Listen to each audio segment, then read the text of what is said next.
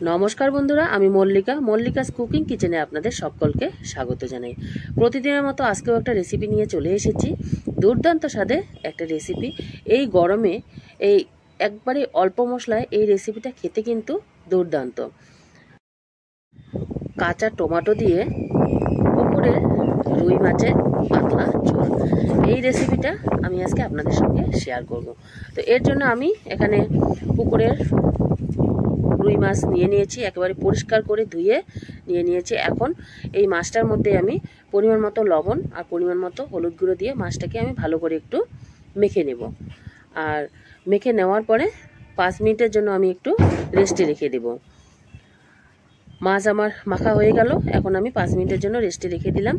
আর এদিকে গ্যাসে একটা কড়াই বসিয়ে দিয়েছি, কড়াইয়ের মধ্যে পরিমাণ মতো তেল দিয়ে দিলাম। তেলটা ফুটে উঠেছে, আর যে মাছগুলো আমি হলুদ লবণ দিয়ে মেখে রেখেছি সেই মাছগুলোকে আমি এখন কড়াইয়ের মধ্যে দিয়ে দেব।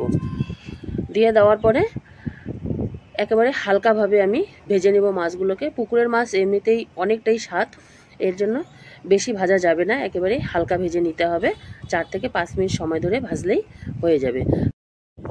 এই প্রচণ্ড গরমে কম মশলায় হালকা পাতলা ঝোল কার না ভালো লাগে, সবারই কিন্তু এই হালকা পাতলা ঝোল খেতে খুবই ভালো লাগে।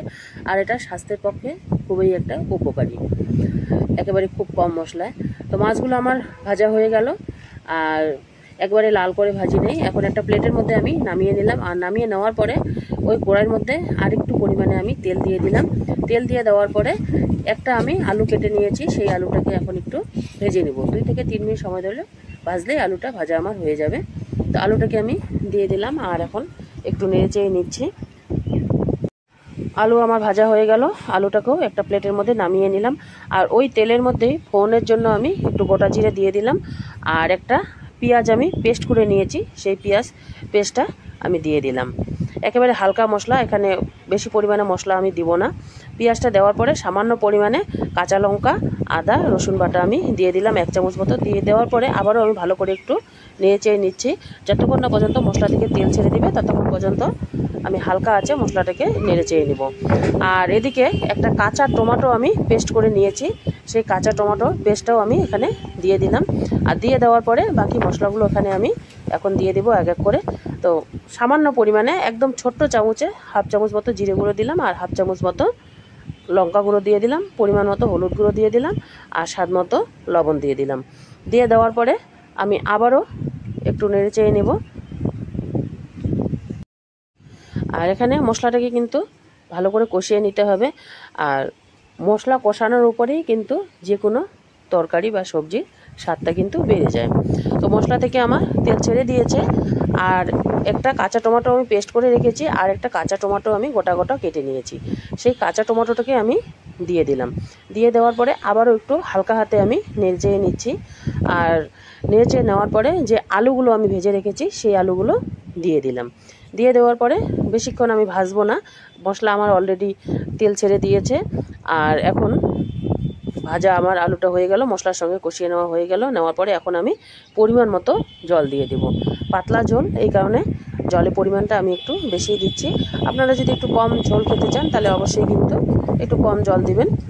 তো দিয়ে দেওয়ার পরে আমি আবারও একটু নেড়ে চেড়ে নিচ্ছি। নেড়ে চেড়ে নেওয়ার পরে আমি এখন ঢাকা দিয়ে রেখে দিলাম 5 থেকে 6 মিনিট সময়ের জন্য। 5 থেকে 6 মিনিট পরে আমি ঢাকনাটাকে আবারও তুলে নিলাম। আর তুলে নেওয়ার পরে আমি একটু চেক করে দেখব যে আলুগুলো সিদ্ধ হয়েছে কিনা।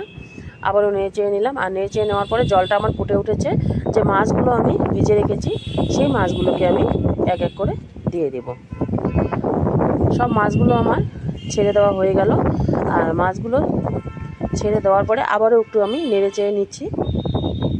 আর নেড়ে চেড়ে নেওয়ার পরে আবারও আমি 2 মিনিটের জন্য ঢাকা দিয়ে রেখে দেব। 2 মিনিট পরে আমি ঢাকনাটা তুলে নিলাম। আর তুলে নেওয়ার পরে এই যে দেখুন রান্নাটা একেবারে কিন্তু আমার রান্না কমপ্লিট হয়ে গেছে। আর আলুটাও ভালোভাবে সিদ্ধ হয়ে গেছে। এখন আমি গ্যাসটা অফ করে দেব। আর অফ করে দিয়ে দেওয়ার পরে আপনাদের সামনে একটা বাটিতে সার্ভ করে দেখাবো। অবশ্যই এই গরমের জন্য এই রেসিপিটা একবার হলেও রান্না করে দেখবেন। অসাধারণ হয় খেতে, আর স্বাস্থ্যের পক্ষেও উপকারী। এখন একটা আমি প্লেটের মধ্যে সার্ভ করে নিচ্ছি। আর আমার এই আজকে কাঁচা টমেটো দিয়ে পুকুরে রুই মাছের পাতলা ঝোল রেসিপিটা কেমন লাগলো অবশ্যই কিন্তু কমেন্ট করে জানাবেন। পুরনো বন্ধুদের অসংখ্য ধন্যবাদ আমার পাশে থাকার জন্য। আর যারা নতুন বন্ধু আছো, আমার রেসিপিগুলো আপনাদের ভালো লেগে থাকে তাহলে অবশ্যই আমার চ্যানেলটিকে সাবস্ক্রাইব করে দিয়ে পাশে অল নোটিফিকেশন অন করে দিবেন, যাতে ভিডিও ছাড়ার সাথে সাথে সবার আগে আপনাদের কাছে নোটিফিকেশন পৌঁছে যায়।